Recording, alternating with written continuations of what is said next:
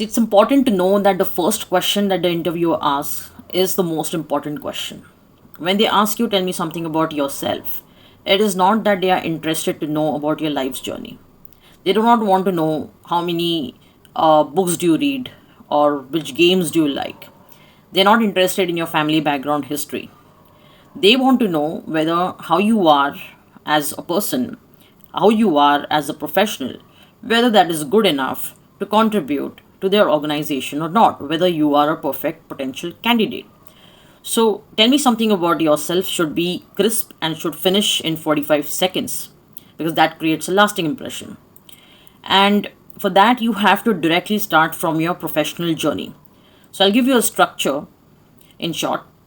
The structure is you say that I have been in the field of XYZ. So, say for example, I'm talking about public relations. So, I have been in the field of public relations for 12 years and I specialize in, and then you talk about your specialization, and I specialize in building a strong network of media across different genres of business, finance, information technology, automobiles, etc. And then you can add a couple of more points there. You follow it up by saying that what were your achievements. So you can say in my previous role, I successfully achieved or I successfully helped the organization to achieve, and then you fill in the blanks. But the last part of that same question should talk about you as a person from a professional perspective. You can say something on the grounds that I'm a firm decision maker, or you can say that I'm someone who is always keen to learn something new. So when that happens, they do get a complete idea as to how you are as a professional in terms of your work. Your roles and responsibilities have been briefly mentioned, and you talk about your achievements. So they think that, how is this person really an asset to any organization and why they should be thinking of hiring you. And when you talk about your behavioral competencies, you have to ensure that their core competencies are also in line with your job description. And the same thing applies when you talk about your specialization. So, say for example, the job description says that they need someone who is good in written communication, but you don't mention that at all. So, it's important that you also say that you specialize in content creation. So, that also gets highlighted, and they get a gist in just 45 seconds of how you are in the very first 45 seconds of your interview. So what I will do is I will put a sample answer to this particular question, tell me something about yourself, and I will give sample answer more specifically to do with the field of marketing. But in case you think that you want me to cover something that talks about your field in specific, then please feel free to mention it in your comment section so that I will know which profile I have to help you out on. Now, this is the sample answer for tell me about yourself, and here we have taken the example of public relations. So, I have been in the field of public relations for nearly 11 years, and I specialize in identifying PR and storytelling opportunities and carving out a goal driven communication strategy and plan. In the last 11 years alone, I have helped the company to establish its footprint in the Indian media. So, here you're talking about your field, for how many years you have worked, and you're also talking about your specialization or your expertise. But do note that you should not lie about your specialization in any form.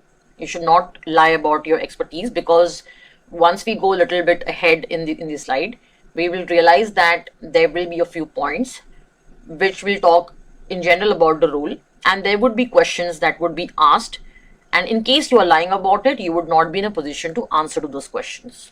So just ensure that you're genuine about it. So in the last 11 years alone, I'll repeat, I have helped the company to establish its footprint in the Indian media by building and sustaining a strong media network across business, finance, technology, lifestyle, automobile, at both regional and national level. Now, this particular job description for which the candidate was taking the interview, their requirement was to basically cultivate media relationships across the sectors, and the focus was on national media. So that point got well covered, but at the same time, this candidate has already had an experience in that, so this point made sense. creating engaging and compelling content for traditional as well as new age media like digital and social. The one part that was also there in the job description was about supporting the social media team on content. So that is there. At the same time, what was also mentioned was that the person should have good written communication skills, which obviously is a major part of public relations. So it's a nice way of combining both.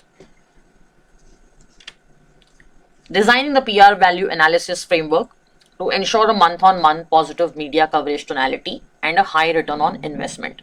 So while monitoring and analysis was again a part of the job description, but truth being told, that candidate also has experience in analysis. But what the candidate has done in this particular situation is that person has added a month on month positive media coverage tonality and a high ROI, which means that whatever activities the candidate has been carrying out in their previous role, they ensured that there is a positive tone in the media and there is a significant return on investment as well. So that works in the favor of the business. Now let's talk about the achievements here.